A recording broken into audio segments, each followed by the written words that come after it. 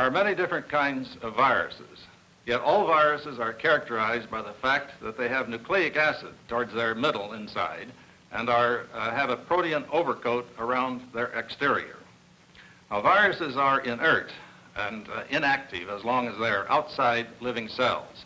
But once they're placed inside specific living cells, they spring into action and can multiply many times over. A single virus particle, for example, can produce thousands of progeny within a half an hour after infection of a given cell.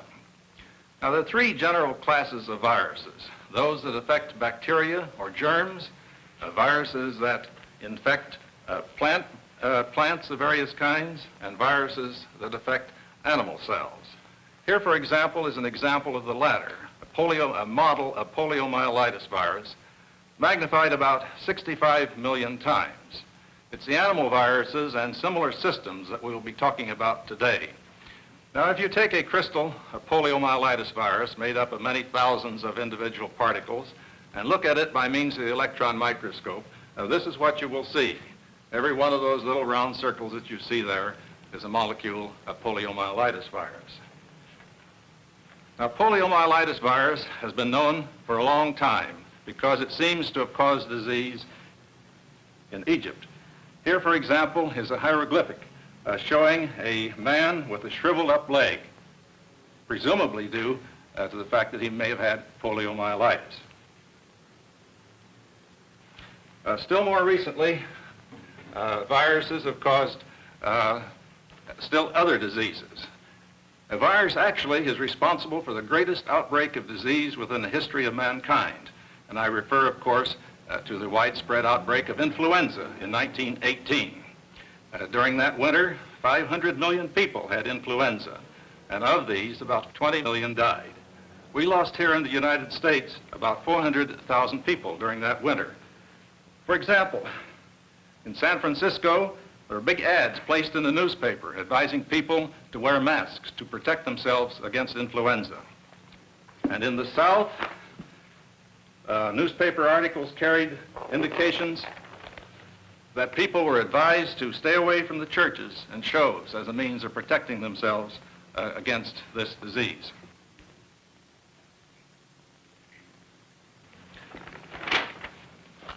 Now, it's the diseases that are caused by viruses that are going to interest us today.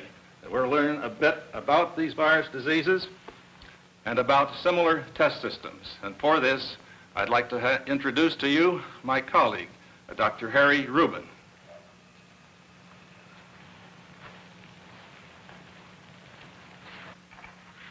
We think of virology as the study of the physical and the chemical nature of viruses. Then its origin is rather easy to date. The most commonly accepted date is 1892, when Ivanovsky discovered that if we extracted material from a mosaic disease in tobacco, we could filter this material through a filter which would hold back the smallest bacterium, and yet what passed through onto the other side was capable of causing the same disease when inoculated into tobacco plants. However, if we're more liberal and we consider in virology the study of virus diseases, then its history is far more venerable, dating way back before the Christian era. Perhaps the best studied and the best documented of all the virus diseases in history is the scourge of smallpox, chiefly because of its widespread nature and the severity of the disease. It was known before the Christian era, particularly in Asia, and was brought into Europe in about the 16th century. There it caused some widespread scourges. Through all the history of smallpox, the ancients, as well as more modern people, were quite superstitious about its nature. But remarkably enough, they made some quite astute observations. They realized that it was a single disease. Furthermore, they realized that it was contagious, that it spread from one human to the next, and they even had a pretty good idea of how it spread. They were aware of the fact that the scabs, which were the lesions of smallpox, contained some kind of material which, when inoculated into a normal human being, caused the same kind of disease. And further, and perhaps even more remarkably, they realized that when a person recovered from smallpox, that he was immune, that he could not be infected again, and there were further epidemics of the disease.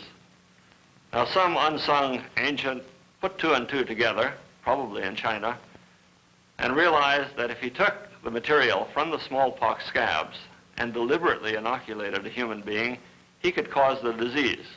If this was done under the proper and optimal conditions, the individual would develop a relatively mild disease and would be immune to the more severe outbreaks of smallpox. The only unfortunate aspect of this practice, which became very common in China and in Turkey and later in England, was the fact that a large number of people died because it could not be very well controlled. However, this practice of inoculation, which was called variolation, was the logical predecessor to what became the most monumental discovery in the history of virus diseases, if we measure such discoveries by their importance to the survival of human beings. This was the discovery of the present-day technique of vaccination against smallpox. It was believed in the rural areas of England that if a person contracted a disease from cattle, which was known as cowpox, that this person, when he developed a mild disease himself, somewhat like smallpox but much milder, was thereafter immune to the disease. In general, this belief was scoffed at by the men of science, but there was one, Dr. Edward Jenner, who did not scoff at it, who believed that it was true, and furthermore did some experiments. He removed scabs from cattle which were suffering from cowpox and inoculated this material deliberately into human beings, beginning with his own son. He found that these human beings would contract a mild case of cowpox and were thereafter immune to the more severe disease of smallpox. This process of vaccination, called vaccination for vacca, which is the Latin word for cow, this process of vaccination became commonly adopted throughout England, but not generally very popular, as indicated by this cartoon of the time. Many people believed that when they were inoculated with the material obtained from cowpox, that they themselves developed partly into a bovine nature. It's important to realize that these developments in vaccination occurred something like 100 years before the discovery of the true nature of viruses. Of course, we've learned a great deal about viruses since that time, but there's been very little in the way of a basic improvement on Jenner's vaccine since that time. However, we must realize that before Jenner could even think about such things as vaccination, he had to have the accumulated knowledge of many centuries, the basic information about the nature of the disease and the spread of the disease, and immunity in smallpox. Today, we're in the process of building, in a much more concentrated and systematic way, further knowledge about what viruses do to animals and what they do in particular to cells. The basic tool of the virologist who is interested in the interrelationships between viruses and cells, the basic tools are represented here on the table. The first, one of the most important, is a pipette to obtain precise measurement of quantities. Secondly, we have fertile eggs, which are the source of embryos, illustrated here, where we have 2 embryos. And finally, we have a petri dish, a simple laboratory vessel. The pipette is for accurate measurement, as I've said, and without precise techniques for measuring fluid volumes, we cannot carry out accurate scientific work. The egg itself has a long and honorable history in the study of animal viruses, and in particular, it has an honorable history during the era when it was necessary to study the multiplication of viruses in whole organisms. Because of all the whole animals that it was possible to work with, the embryonated egg, the fertile egg, was the simplest of all these. The petri dish symbolizes one of the important new developments in animal virology. Beginning about 10 years ago, techniques were found for removing embryos from the fertile egg, dispersing the cells, and placing them in tissue culture. This is done in the following manner. We simply crack open an embryo, remove some of the membranes,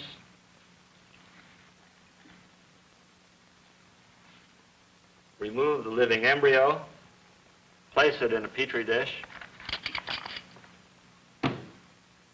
then remove some pieces from the embryo and place the embryo in this mixer.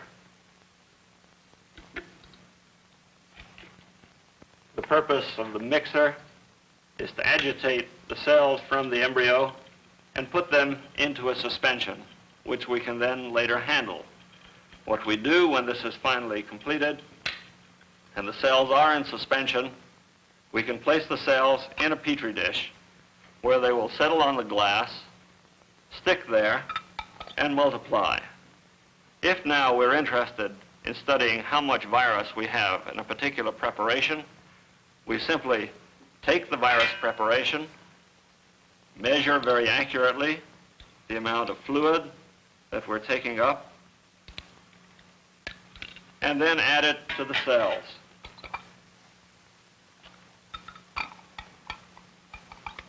Within a period of several days, the virus multiplies in the cells and kills the cells, and by counting the areas of dead cells, we can determine how much virus we had to start with.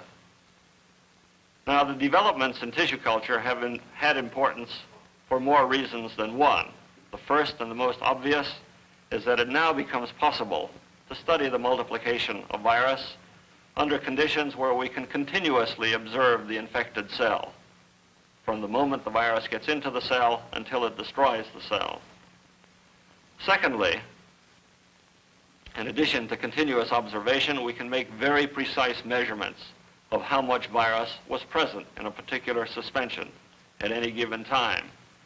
And finally, it's been possible to use cells from human beings for studying the virus, the multiplication of myelitis. A particularly popular tool has been the HeLa cell, derived from a human cancer.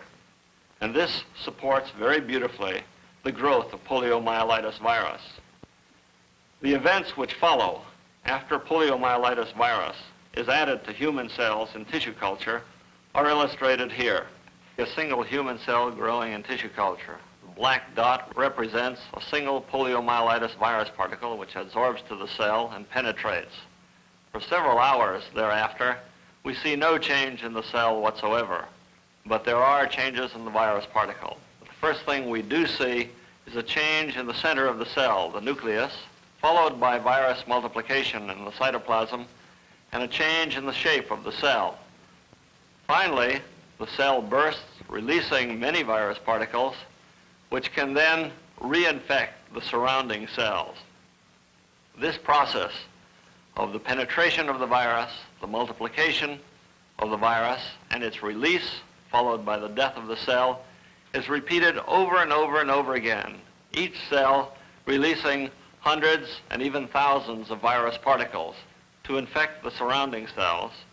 And after this cycle has been repeated many times, we have an area in the tissue culture of dead cells.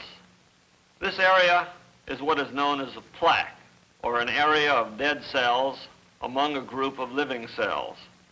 By simply counting the number of such areas of dead cells, we can determine how much virus we have put into our tissue culture, and we therefore have an accurate way of measuring the number of virus particles that have been present.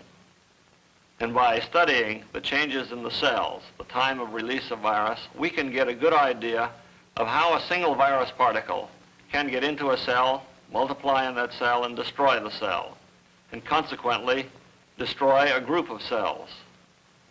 What does this mean, however, in terms of virus disease? here we've seen what a virus does to an individual cell or a group of cells. Can we project this picture into the human organism? In the following film, we'll illustrate the more complicated sets of events which occur when a virus particle and a group of virus particles infect a human being and multiply in tissues of various types and finally cause the typical disease of poliomyelitis. Here we see what happens when poliomyelitis virus infects a human being.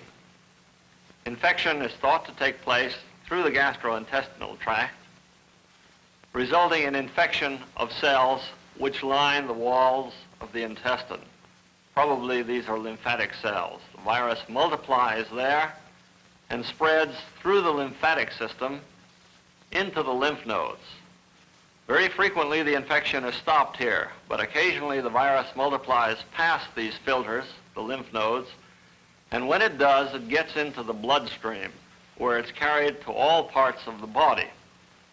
A critical place in the body, however, where the virus begins to multiply is the central nervous system, depicted here, where we see the spinal cord. Multiplication of virus in the central nervous system, the spinal cord and the brainstem, is what produces the disease which we commonly know as poliomyelitis. When the virus multiplies in cells of the central nervous system, it reproduces the sequence of events that we saw in the multiplication of the virus in tissue culture. However, this time we're dealing with neurons, the essential cells of the central nervous system, the cells which control the movement of muscles, or in the case of the brainstem, the cells which control such important functions as breathing. If the virus multiplies in enough of these cells and destroys their function, we get paralysis of a limb, in case the neurons are those which supply a limb, or in the case of the brainstem, we may get paralysis of those mechanisms which are responsible for breathing, and hence we have to employ such devices as iron lungs in the therapy of poliomyelitis. This is the illustration of only one disease caused by viruses. There are, of course, a whole multitude of such diseases, most of which are commonly known as cytocidal viruses, or viruses which kill cells. This includes yellow fever, encephalitis, rabies, smallpox. But there is another class of viruses which is not so well known to most people, but perhaps in the long run may prove to be considerably more important than the cell-killing viruses. This class of viruses is called the tumor viruses. And these viruses, instead of getting into a cell and multiplying there and killing the cell, multiply much more slowly, and instead of killing the cell, they cause the cell to multiply under conditions where it normally would not multiply. The first of such viruses, which was cleanly established as a cancer virus, is the so-called Rous sarcoma virus. This was discovered by Dr. Peyton Rous in 1910 at the Rockefeller Institute in New York. It was recovered from a cancer called a sarcoma growing in the breast muscle of a Plymouth Rock hen. Dr. Rous was able to reproduce the cancer by making an extract from the tumor and inoculating it into another chicken. Since that time, a great variety of viruses have been found to be associated with cancers, but perhaps the best studied is the Rous sarcoma virus. The sequence of events which occurs after infection of a cell with the Rous sarcoma virus is illustrated in the following film. Here we see a group of normal chicken cells growing in tissue culture. We've introduced the Rous sarcoma virus, again this black dot. This comes in contact with a susceptible cell and disappears into the cell. It begins to multiply there. And we begin to see some changes in the cell. Increased granularity, swelling of the cell. The cell begins to divide. And you'll notice that the normal cells remain quiescent. They've reached the limit of multiplication and they're crowded in the tissue culture. This doesn't seem to bother the infected cell.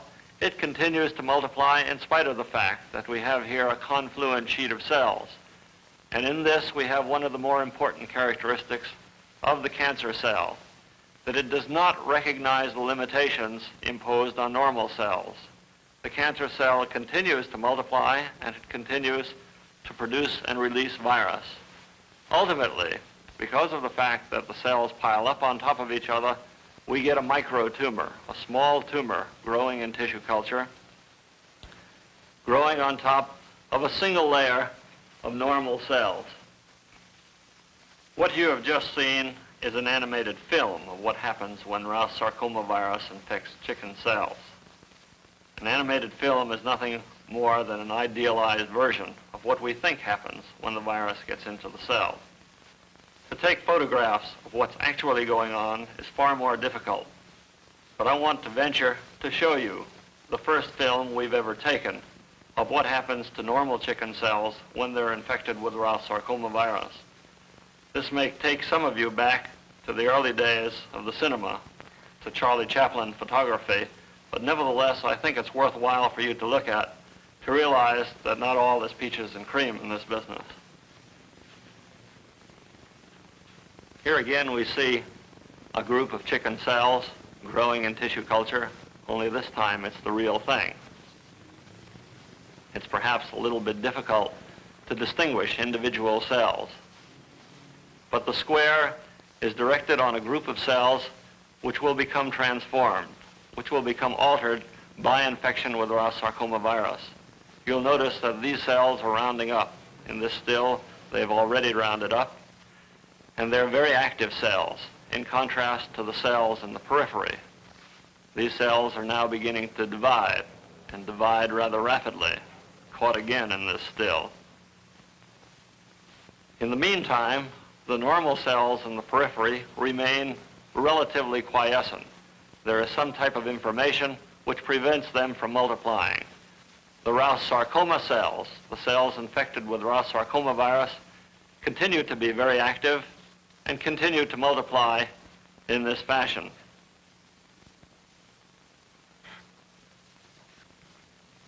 What we have seen is the simplest possible sequence of events which follows the infection of a cell by a tumor virus.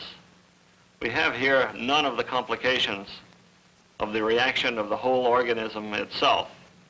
We have a simple system. What happens when we put the virus into the chicken? We believe that a series of events quite similar to what we've seen in tissue culture occurs. We know that when we make infection, within a few days, we can see a tumor, a cancer. By the end of the week, this has grown to considerably large proportions. The tumor spreads throughout the animal and eventually causes its death. We don't know whether all tumors are caused by viruses. However, we feel that in this system, where we study the infection of individual cells in tissue culture with the Rouse sarcoma virus, we have an ideal system for studying the onset of malignancy, and this will have some application in the onset of other malignancies as well. We've seen some of the events that have occurred in modern virology, the improved understanding of what happens when a cell is invaded by a viral parasite. As a result of these modern investigations, we've been able to make a number of important improvements and refinements in vaccines, in methods for preventing virus diseases. We can very quickly isolate a virus from an epidemic. We can identify it. We can make a vaccine against it. In addition, we can grow viruses in tissue culture, which it has not been possible to grow before. As a result, we have such developments as the Salk polio vaccine. However, there has been no fundamental improvement in our methods of dealing with viruses. Vaccination is still the only tool that we have for preventing virus diseases, and strangely enough, we have no way of treating a virus disease once the symptoms are seen. When we consider the reasons for this, it seems quite obvious that this should be so. After all, viruses are made from the same building blocks as cells are made from.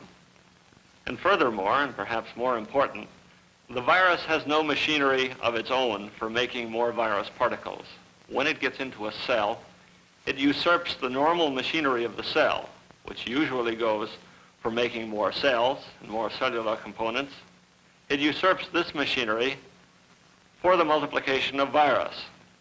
And as a result, we get damage to the cell of some kind or other. Either we kill the cell or the cell becomes a cancer cell. Therefore, it doesn't take much imagination to realize that any chemical which would interfere with the growth of a virus has a good chance for damaging normal cells in the body. And as a result, we have not yet found anything which could destroy a virus without destroying the host cell. However, I think we can take heart from the obvious fact that human beings during their evolution have learned to deal somehow quite effectively with virus diseases. Almost everyone has recovered from a number of virus diseases. The body handles these diseases with a great deal of dispatch in most cases.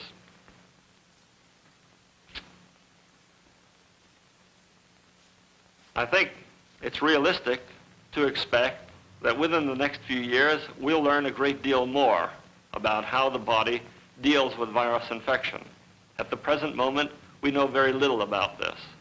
We only know that the classical immunological mechanisms, the classical defense mechanisms that we've come to understand in bacterial diseases don't seem to apply very closely in the case of virus diseases. I think that once we've gained some insight into these problems, we may be able to help the body and to help the cell to help itself. In the meantime, we, as virologists, obtain a great deal of satisfaction from the realization that we're learning something about a very complex but fascinating biological problem.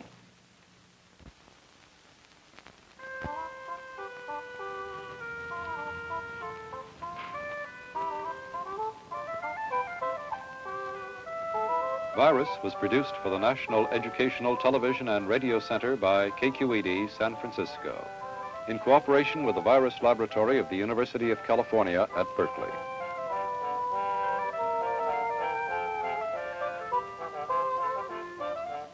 Featured in this program was Dr. Harry Rubin, Professor of Virology.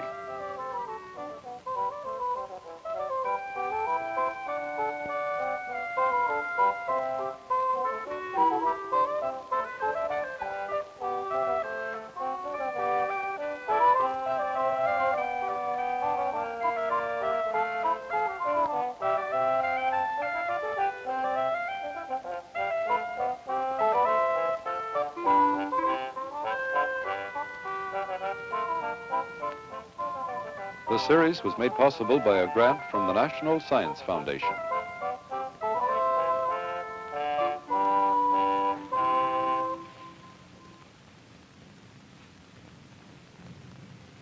This is National Educational Television.